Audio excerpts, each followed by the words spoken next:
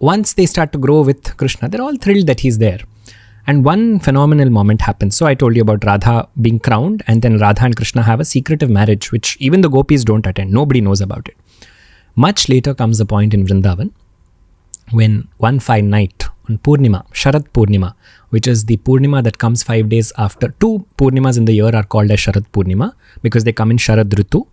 This is the month when we have Navaratri and the month when we, soon after Deepavali.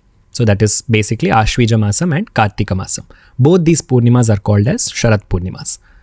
On this night, Krishna goes into one of the vans of one of the vanams, and he picks up his flute and he begins to play it.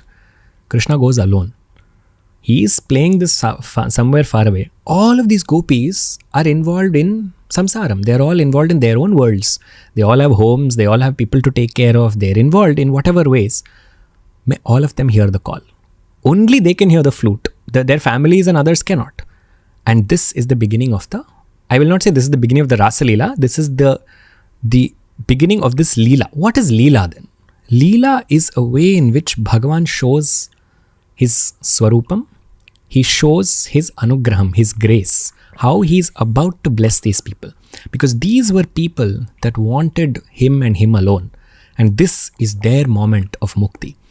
And it is so beautiful, Ranveer, the way the gopis deal with this. Because this becomes the story of a sadhaka who wants to attain that divine. The first stage of that is when you hear the divine calling you, you follow that call. That happens to a sadhaka. They forget everything around them. So in the case of the gopis, it's described that they're all in their homes, respective homes, doing their own things. Suddenly one lady is feeding a child and she's just dropped the child and she's going.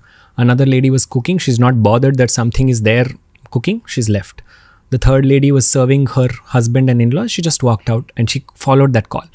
There were some who did not get to go. There were some who are blocked by others. This is teaching us about the nature of the world. When we are on spiritual journeys, there will be forces that knowingly or unknowingly or unwittingly are blocking us. Sometimes even our own folks may say, "Ye sab kya kar rahe ho abhi tum? Baad mein kar lena." But these forces will not stop a true seeker. They will pay no heed to it. They will go straight. There were some that were not allowed to go. Krishna had decided that night, I am going to give mukti to the gopikas. What about the ones who could not come? Their eyes shut and they experienced that mukti then and there. Not to say that they died, but they went into such a state where they did not associate with their body anymore. That is the ultimate moksha. That is called as Jivan Mukta Avastha.